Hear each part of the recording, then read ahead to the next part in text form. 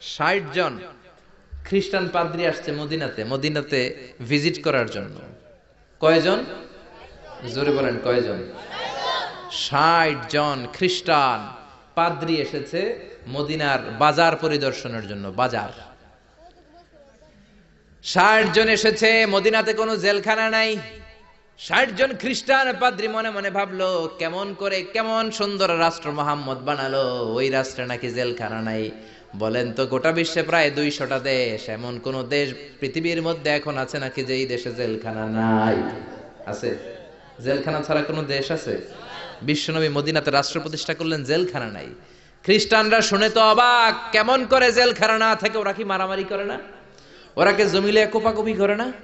ওদের মধ্যে কি পিটাপিটি নাই, হরতাল নাই? জেলখানা নাই কেমনে? কারণ সমাজের মধ্যে চোর থাকে, গুন্ডা থাকে, বাটপার থাকে, ডাকাত থাকে, এদেরকে আটকে রাখার জন্য জেলখানার দরকার আছে না?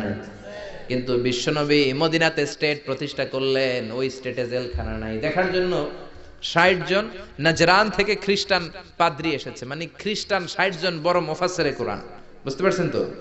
60 জন খ্রিস্টান খতিব, 60 জন খ্রিস্টান ইমাম এসেছে। কি দেশ মোহাম্মদ বানাইলো, জেলখানা নাই দেখার জন্য।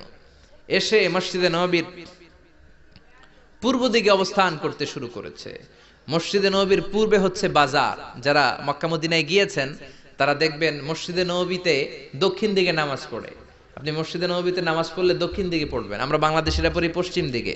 আমি মিশরে ছিলাম 5 বছর, আমরা নামাজ পড়তাম পূর্ব দিকে। কারণ পূর্ব দক্ষিণ উত্তর কোনো বিষয় না, কেবলা যেদিকে, কাবা যেদিকে, কেবলা ওই দিকে। কারণ ঠিক না?